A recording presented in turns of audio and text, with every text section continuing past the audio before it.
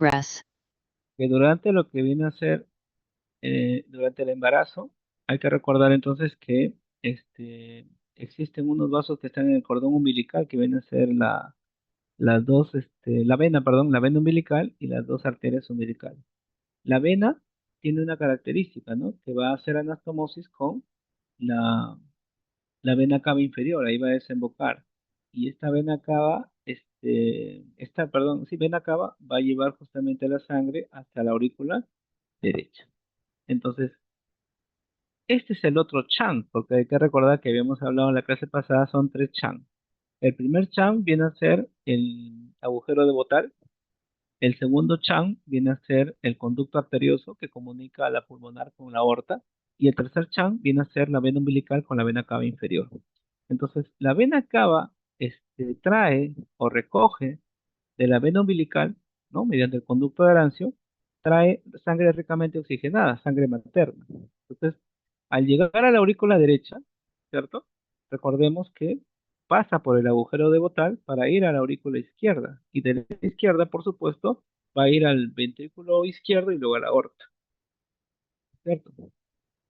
Eh, que es justamente la comunicación más importante. Pero hay que recordar que estando en la pulmonar, porque puede ir al ventrículo derecho también, va a ir al tronco de la pulmonar, no hay hematosis, y al no haber hematosis justamente hay una mayor resistencia. Entonces esta sangre, estando en el tronco pulmonar, pasa a la arteria aorta. Entonces, las presiones derechas que se encuentran a nivel de la circulación fetal, es normal que las derechas sean mayores, ¿no? Pero después del parto, las presiones izquierdas son las que van a incrementar. Bien, ahora, la estructura de cada una de ellas, como podemos ver, una arteria y una vena tienen características distintas, ¿no? Bueno, van a tener sus túnicas, la interna, la media y la externa, con el detalle justamente de que el predominio que tenemos acá en la arteria es su túnica media, ¿no? Es de mayor calibre y como puedes ver tiene abundantes fibras musculares acá. Entonces, estas fibras que ves acá le van a otorgar justamente esta distensibilidad, porque la arteria justamente se puede distender. Es más, cuando se corta hasta es retráctil por el tema del colágeno que tiene y las fibras elásticas. Entonces, aquí la particularidad es que las fibras musculares que tienen un gran espesor están inervadas por fibras simpáticas. Al ser justamente esta característica, puede responder a través de mecanismos de vasoconstricción o vasodilatación. ¿Ya? Presenta también una túnica externa, por supuesto, ¿no? Y la túnica íntima, porque así se le denomina, es la que va a presentar justamente este endotelio, que ya sabemos que es un epitelio simple plano, su membrana basal, que es donde reposa, y una lámina elástica interna. A diferencia de una vena, que como ves acá, la túnica media es la más escasa. Y al no tener gran cantidad de fibras elásticas, cuando carece de, de volumen, va a colapsar, sus paredes se van a pegar. Ahora, normalmente hay que recordar que las venas son vasos de capacitancia, significa entonces que albergan un gran volumen, más volumen encontramos de sangre, más volumen de sangre encontramos en una vena que en una arteria, ¿no? Hablando en conjunto. Y es donde la externa es donde vamos a encontrar de repente mayor cantidad de esas fibras. Pero obviamente quien determina, digamos, la resistencia, la forma y la distensibilidad son la túnica media. Bueno, acá un poco para hacer un recuerdo de las diferencias, ¿no? Quienes salvo las arterias se alejan del corazón, ¿no? Porque se originan a nivel de los ventrículos, ¿no? Cuando sale una arteria, muchachos, se va a ramificar, sale como un gente. En cambio, las venas se originan en vénulas, que estas se van uniendo para ir formando venas y grandes venas. Y a esa distribución se le llama convergente. ¿No? ¿Qué otra característica? Las arterias tienen válvulas en su origen. Claro, hemos hablado de la sigmoidea aórtica y la sigmoidea pulmonar. En cambio, las venas, sobre todo las de miembros inferiores, tienen venas en todo su recorrido, ¿ya? La pared ya se ha descrito, normalmente las arterias son profundas, cerca al hueso, mientras que las venas son superficiales, ¿no? Se puede dilatar una arteria, por supuesto. La dilatación es porque obviamente hay un factor de extensión y eso puede provocar un aneurisma cerebral. En cambio, una vena cuando se dilata, ¿no? Que es más crónica, por supuesto, las venas, perdón, producen varices, ¿no? Varices, que sobre todo, también tiene sus factores de riesgo, ¿no? De estar trabajando mucho tiempo de pie, todo eso, ¿no?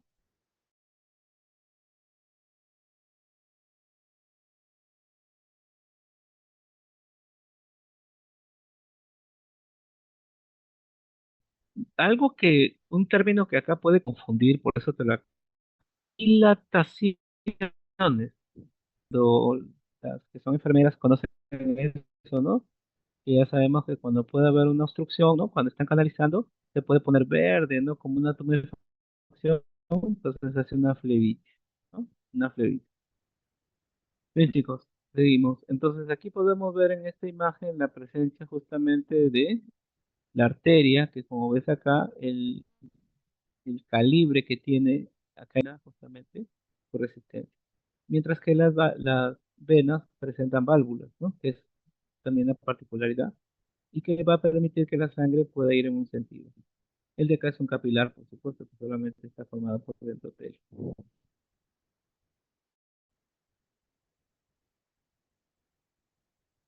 Bien, ahora, las arterias, como vemos acá, normalmente lo nervioso, porque son internas, ¿no? Como ya hemos hablado, su trayecto que tiene, normalmente las arterias pueden seguir el trayecto del eje mayor. ¿Cómo ha sido todo el eje mayor? Imagínate que en el brazo, por ejemplo, inicia la arteria braquial y esa arteria va a empezar a ramificarse, ¿no? Entonces, lleva el eje, un hueso largo, lo lleva en esa dirección. Pero hay otras arterias, ¿no? Que no presentan justamente esa trayectoria. Y el ejemplo típico de una arteria que no es de disposición vertical, sino transversal, tienden a ser las coronarias, ¿no? Las coronarias justamente tienen una distribución distinta al eje del corazón, ¿ya? Entonces, y eso tendrá implicancias, bueno, de repente en la distribución del flujo, porque como no tiene la misma velocidad del flujo, va a provocar que algunas sustancias, si es que las hay, por ejemplo, colesterol a la cabeza, puedan precipitar y desarrollar de manera crónica una arteriosclerosis. Arteriosclerosis. Eh, Seguimos, vamos acá. Bueno, acá tenemos, por ejemplo, las relaciones óseas se refiere a que recordemos nosotros que los huesos primero tuvieron un origen endocondral, ¿no? O intramembranoso, o sea, fueron cartílagos, pero las arterias ya se han ido desarrollando. Entonces las arterias, por la presión que tienen, pueden dejar impregnaciones. Esta es la llamada hoja de liguera, que según de haberás escuchado. La hoja de liguera se ve en la cara interna del parietal y es justamente por impregnaciones de la arteria meningia media que me origina justamente esta característica. Hay anastomosis, por supuesto. Esto lo hemos visto desde la parte de lo que es circulación pulmonar, ¿te acuerdas? Circulación bronquial. Hay anastomosis. Ahora, pero el tema de la anastomosis puede ser entre dos arterias o entre arterias y venas, ¿no? Que es lo que hemos visto en la pulmonar. Pero hay diferentes tipos de anastomosis entre arterias, ¿no? Como puedes ver acá, tenemos cuando se unen las dos vertebrales y forman la basilar, ¿no? A nivel de la protuberancia, eso es por convergencia, ¿no? Dos se juntan y forman una sola estructura. Y por conducto de unión el polígono de Willis, porque hay que recordar que acá son dos ejes. Tenemos primero el eje de las vertebrales atrás y el eje de las carótidas adelante, ¿ya? En el caso de la rodilla, podemos encontrar justamente que en esa región puede haber una red de arterias que obviamente se van a juntar para formar justamente un conjunto que vascularice mejor a estas estructuras. Y ahí tenemos los modelos, ¿no? De anatomía. Acá tenemos la basilar. Entonces, la basilar es por convergencia, ¿no? Las dos vertebrales forman la basilar.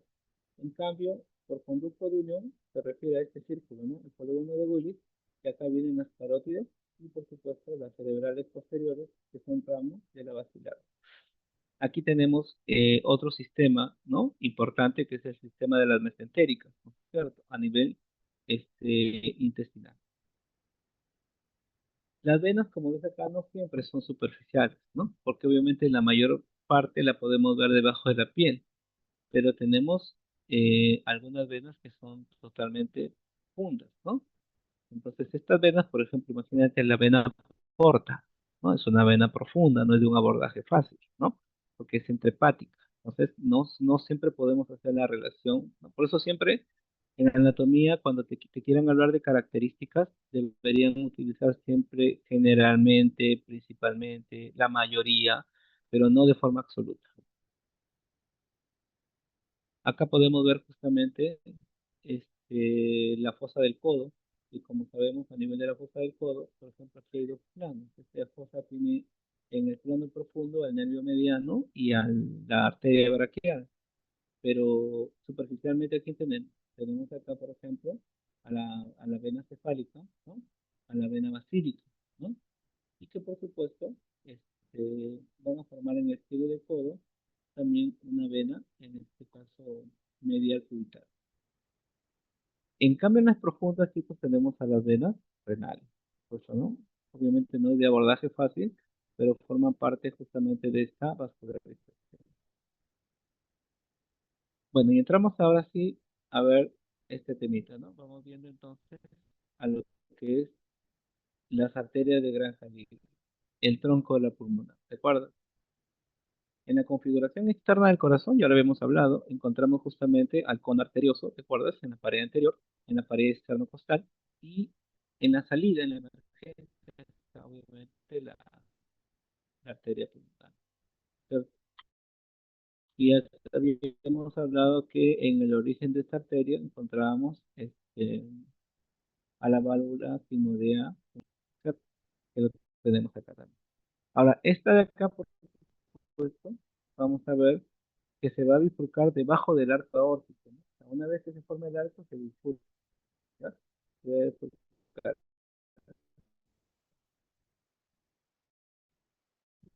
Y aquí vamos a tener la relación que va a tener, justamente, como sabemos, el shunt que se transforma en ligamento arterial.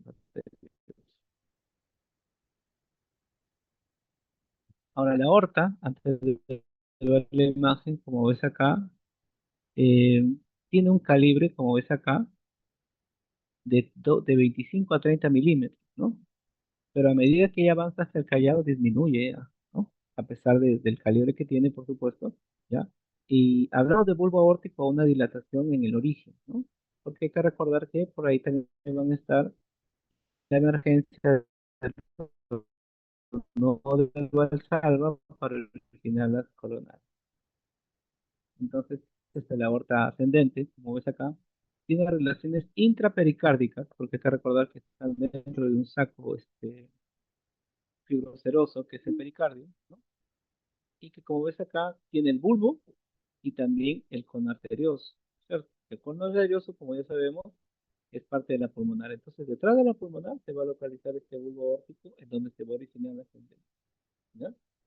Eh, y también va a tener relaciones extrapericárdicas por fuera, obviamente con el manubrio externo. Entonces, acá podemos ver, chicos, en este caso, lo siguiente, ¿no? Aquí tenemos a la arteria pulmonar, ¿no? Acá, perdón, la arteria pulmonar, y que por dentro de ellas, de estos vasos, nosotros vamos a encontrar que ha sido cortado, es decir, el pericardio no solamente está envolviendo al corazón en sí, sino que también lo está envolviendo, en este caso, al origen, en este caso, de los grandes vasos, ¿no? Tanto el tronco de la pulmonar como la arteria aorta. ¿Ya? Y de esa manera es como si lo estuvieran aislando, ¿no? Aislando del resto de órganos. Acá podemos ver entonces el callado aórtico, que es el otro segmento, y que este callado, como ves, va a tener relaciones con la tráquea en la parte posterior. También bueno, arriba están los tres grandes vasos que se originan, que es el y la subclavia izquierda. Y en la parte inferior vamos a encontrar justamente los nervios, ¿no? Que en este caso, si es el plexo simpático, hay que recordar que el plexo simpático me va a formar un plexo preaórtico, hay un plexo retroaórtico atrás, y debajo de él el plexo subaórtico, ¿no? Aquí también podemos ver en la imagen la presencia del el ligamento arterioso, ¿no? Que como te dije en su momento fue el conducto arterioso. Entonces, el arco aórtico, como ves acá, tiene diferentes ramas, ¿cierto? Y diferentes relaciones acá. Entonces, ya habíamos hablado atrás, ¿no? Que se encontraba en la imagen la tráquea, ¿no? También tenemos el laringio recurrente, que es rama del vago, ¿no? Los cardíacos posteriores, bueno, se entiende, y el nervio torácico, el conducto torácico, que es el que conduce la linfa, que también está en la parte posterior. O sea, cuando hablamos de la parte posterior, estamos hablando ya en relación a lo que es el mediastino posterior. Ahora, por delante estaban los cardíacos anteriores, ya te expliqué ese plexo, ¿no es cierto? También está el vago izquierdo, el frénico. Recuerda que el frénico viene a ser rama del plexo del plexo cervical, ¿no? Del plexo cervical, y que es el que va a inervar, en este caso, a lo que es el músculo diafragma. En la parte inferior, como vemos acá, estaba el ligamento arterioso, ¿no? La fosita subaórtica y la arteria pulmonar. Eso lo vemos acá nuevamente, ¿no? Entonces, en la parte posterior, ¿quién está? La tráquea. Bueno, el conducto arterioso no se aprecia en la imagen, y obviamente también encontramos a la presencia del, del nervio, de los plexos, perdón, de los plexos cardíacos posteriores. Luego tenemos por delante, teníamos al frénico, al vago, ¿no? Que van a encontrarse acá, y también el plexo anterior, que como te decía, en la parte inferior tenemos al plexo subaórtico, en este caso también al ligamento arterioso y a la rama izquierda del tronco de la pulmonar. Luego tenemos que en la parte superior, ya hacia arriba, encontramos por supuesto las tres ramas, ¿no es cierto? Las tres ramas que hemos mencionado, que son del arco aórtico, ya las conoces, y también la brachiocefálica. La aorta descendente, como ves acá, tiene segmentos, ¿no? Porque es, digamos, de una gran trayectoria. Esta aorta descendente se caracteriza porque, bueno, tiene un segmento, ¿no? Segmento superior. En el segmento superior, si te das cuenta, es laterovertebral. Pero el laterovertebral izquierdo, tiene esa orientación izquierdo, más que derecha. Y hay un segmento prevertebral, que es obviamente cuando ya la aorta, que estaba con una, digamos, dirigiéndose o ceñida al lado izquierdo, ahora pasa a ser central. Entonces esa es la parte prevertebral, ¿no? Prevertebral, por eso se le da esa denominación. Entonces aquí, como puedes ver a la izquierda, está en la cara medial de la pleura, ¿no? Hay que recordar que justamente los grandes vasos, como te había dicho, estaban dentro de un saco, ¿no? Y obviamente tanto el pericardio como la pleura van a tener un contacto íntimo, ¿no? Porque esa región, justamente los grandes órganos es el corazón y los pulmones. Ahora, a la derecha, así como la aorta descendente, acuérdate de esto, la descendente se orienta a la izquierda, a la derecha se orienta el esófago y el conducto torácico, que sabemos son los grandes conductos que forman parte del mediastino posterior. Adelante, como ves acá, cruza, dice la cara posterior, el bronquio principal izquierdo, ¿no? El bronquio principal izquierdo. ¿Y por qué el izquierdo? Se entiende, ¿no? Porque, como vuelvo a repetir, en este segmento la aorta está con una disposición izquierda, ¿no? Por eso se relaciona con este bronquio principal del mismo lado, izquierdo, ¿no? Y atrás, como ves, están los cuerpos vertebrales, ¿cierto? Ahí está el tronco simpático torácico. Recordemos que los troncos simpáticos, eso no te vayas a olvidar, desde la médula, ¿quién nace? este, los nervios salen los ganglios simpáticos, porque hay que recordar que el sistema nervioso simpático también se le llama tóraco lumbar, ¿no es cierto? Y como estamos en la parte torácica, por supuesto tenemos que hablar del tronco simpático. Y la vena hemiácigos que vemos acá. Atrás, bueno, ya habíamos mencionado acá, este es el segmento prevertebral. Atrás, vamos a ver que acá está la hemiácigos, ¿no es cierto? La hemiácigos y adelante con el pericardio, ¿no? A la izquierda, como vemos acá, se va a encontrar la hemiácigos y tronco simpático y a la derecha la vena ácida, ¿no? Entonces la ácigos, como sabemos, forma parte del drenaje de lo que es la parte torácica. Y normalmente la ácigos es la que suele estar a la derecha, hemiácigos a la izquierda, ¿no? Y sus arterias colaterales, sus ramas, como ves, están las intercostales, ¿no es cierto? También las mediastínicas, las bronquiales, o sea, van a llevar los nombres de todas las estructuras a las cuales va a darle vascularización, ¿no? Y que se encuentran localizadas dentro del tórax.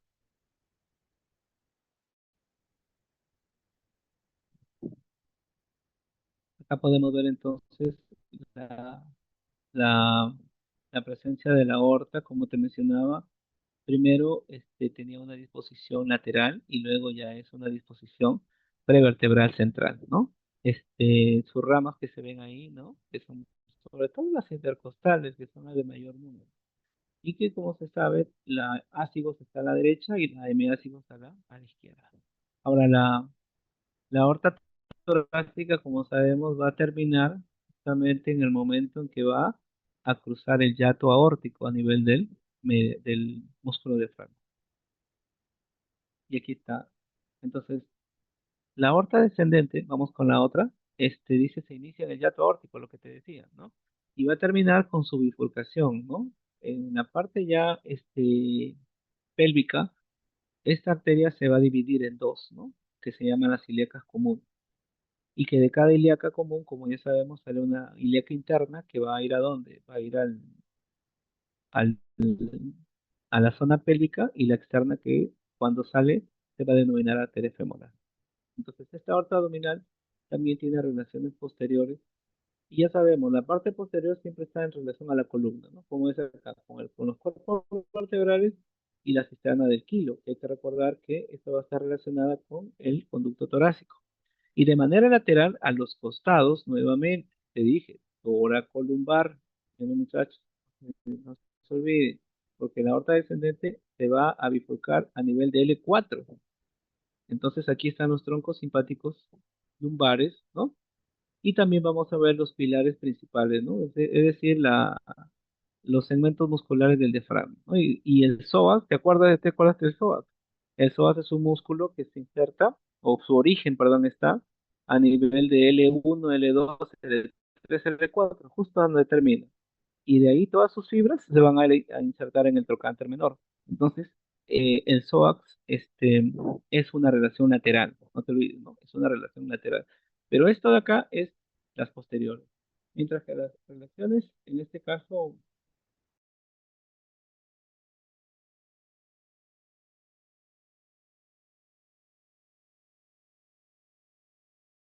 está justamente unido a los cuerpos vertebrales, ¿no? Que se había mencionado. La aorta descendente, ahora estamos viendo en sus relaciones anteriores, como ves, tiene diferentes segmentos que hay que revisar acá, ¿no? El segmento celíaco, como ves acá, ¿no? Que está obviamente a nivel de la transcavidad de los epiplones. Recordemos que esa Recording in transcavidad progress. eh, se va a localizar este, justamente entre el estómago, ¿no? El estómago y el páncreas. Ahí encontramos esa transcavidad de los epiplones. Luego tenemos el segmento duodeno-pancreático, donde vamos a encontrar justamente las arterias más importantes, ¿no? La mesentérica, las renales y las testiculares solo ováricas, dependiendo si es hombre o si es mujer, ¿no? También vamos a ver un segmento infraduodenal acá en la parte inferior, ¿no?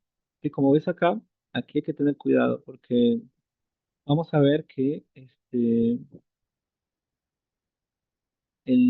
a nivel duodeno, justamente que el duodeno tiene la forma de una letra C, ¿no? Y ahí vamos a encontrar, por debajo de eso, vamos a encontrar los dos,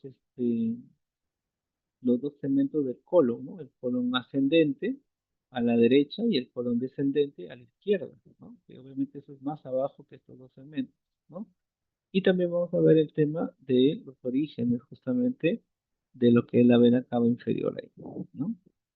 Acá podemos ver entonces, ¿no? La parte de estos vasos prevertebrales que hemos mencionado y que son intradiafragmáticos. Y mencionamos esto porque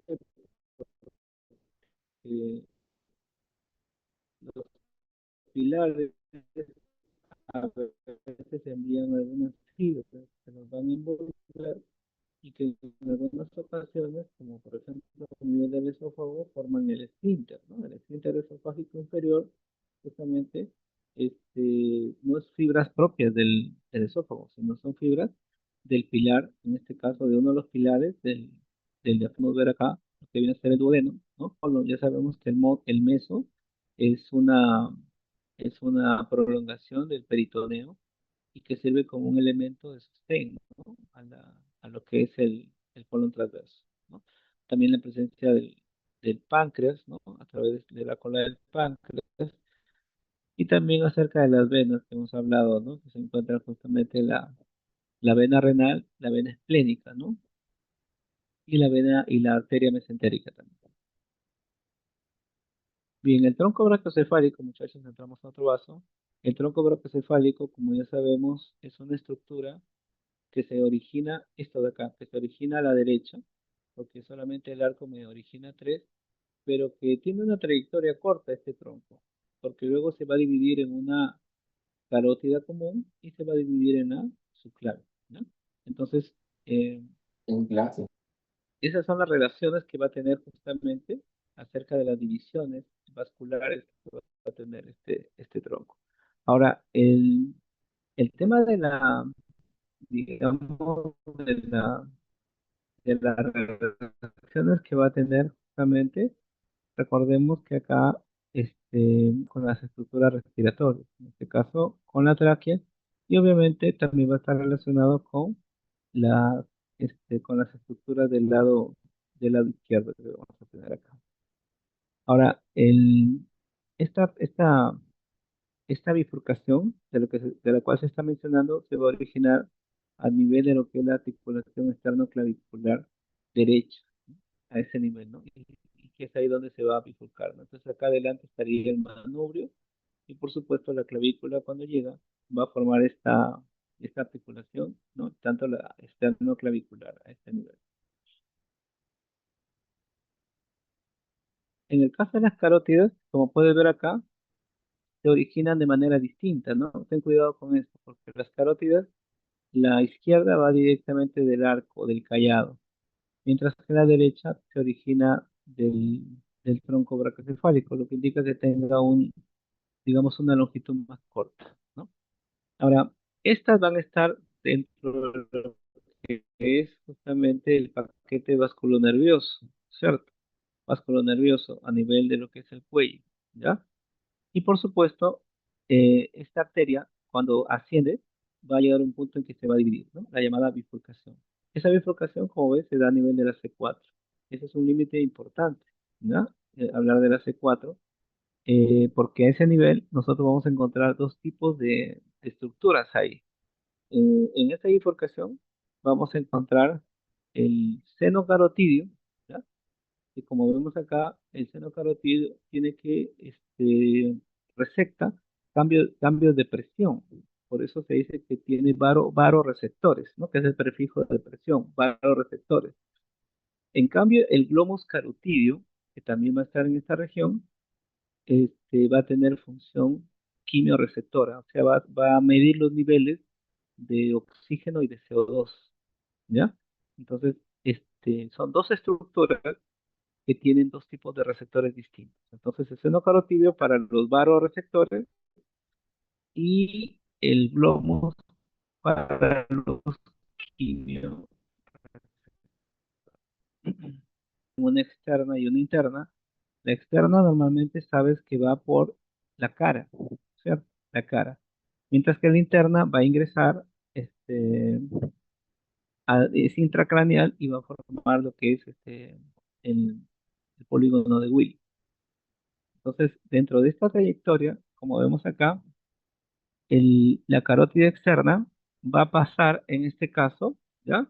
Va a pasar por los músculos estilios, ¿no? Hay que recordar que hay tres músculos que se originan justamente en esta apófisis estiloides, que también encontramos acá.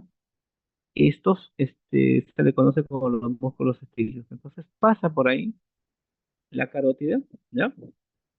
Por los músculos estilios, para luego terminar dándonos justamente sus dos ramas más importantes que vienen a ser la maxilar y la temporal superficial. Ahora, pero en su recorrido tiene justamente varias ramas, ¿ya? Que van a ir justamente a ciertas regiones, ¿no? A través de la mnemotecnia, no sé si lo tengo por acá, no lo puedo, en la cual justamente va a ir a dar a la tiroidea superior, ¿no? Como ya sabemos, la glándula tiroides tiene una gran vascularización, tiene tiroideas medias, superiores, inferiores, la arteria lingual, la facial, la faringea, la occipital y la auricular superior. Entonces, estas seis ramas colaterales van a nacer justamente antes de llegar justamente a la región mandibular, en donde ya van a dar sus dos ramas, en este caso terminales, la maxilar y la temporal superficial. ¿Ya? Recordemos que la temporal superficial es la que normalmente va a la zona del oído y va a ingresar inclusive al conducto auditivo externo. Ahora, aquí vemos justamente que hay relaciones justamente con estas, estas estructuras. Quiere decir entonces que aquí hay un triángulo que es el triángulo de Farabiu. Este triángulo, como ves, está conformado en un límite por la presencia de la vena yugular interna, ¿no? La vena yugular interna, luego la vena facial, que es una de las ramas, y la otra es arriba, quien cruza arriba, que es el nervio hipogloso.